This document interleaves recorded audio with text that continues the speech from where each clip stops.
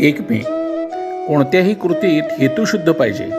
तमोगुण हा तिन्ही गुणात जास्त जड असल्याने त्याचा परिणाम या जगामध्ये लगेच दिसून येतो.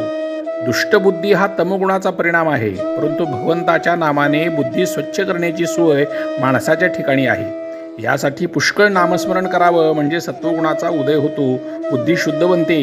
देहाला कष्ट दिले म्हणजे भगवंत वश होतो हे काही खरं नाही. तसं जर असतं तर रस्त्यात उन्हामध्ये खडी फोडणाऱ्यांना भगवंत लवकर वश झाला असता. भगवंताचे लक्ष आपल्या देहापेक्षा मनाकडे असते.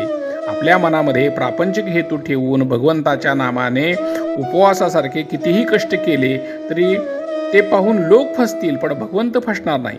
आपण जसे बोलतो तसे वागण्याचा अभ्यास करावा. परमार्थामध्ये ढोंग फार बाधक आहे. प्रापंचिक गोष्टी करता उपवास करणे ही गोष्ट मला पसंत नाही. उपवास घडावा यात जी मौज आहे ती उपवास करावा यामध्ये नाही. भगवंताच्या स्मरणामध्ये इतके तल्लीन व्हावं की आपण नेहमी त्यांच्याजवळ वास करतो आहोत असं वाटावं. मग देहाने अन्न खाल्ले म्हणून कुठे बिघडले? या उलट आपल्या चित्तात भगवंताचे नाम नसताना आपण देहाने पुष्कळ उपवास केले तरी अशक्तपणाशिवाय दुसरे काही पदरात पडणार नाही. काही लोक वेडे असतात, त्यांना आपण उपास तापास कशासाठी करतो आहोत हे समजत नाही. कोणत्याही कृतीला वास्तविक मोल तिच्या हेतूवर नसते.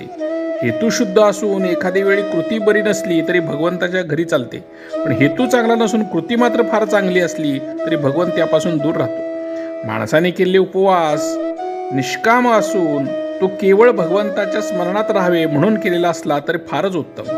निष्काम कर्माचे फार फार महत्त्व. भगवंतासाठी भगवंत हवा अशी आपली वृत्ती असावी. किंबहुना नाम घेत असताना प्रत्यक्ष भगवंत समोर टाकला आणि तुला काय पाहिजे असं त्याने विचारलं तर तुझे नामच मला दे हे त्यांच्याजवळ मागावं. कारण रूपाने व्यक्त झालेला भगवंत केव्हा तरी नाहीसा होईल, पण त्याचं नाम मात्र अखंड टिकेल.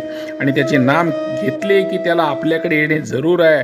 म्हणून देहाला कष्ट देण्याच्या भानगडीत न पडता भगवंतासाठी नाम घेत असावं. त्याची कृपा झाल्याशिवाय राहणार नाही. जिथे नाम तिथे राम हा ठेवावा विश्वास. कृपा कलील रघुनाथ खास. श्रीराम जय राम जय जय राम.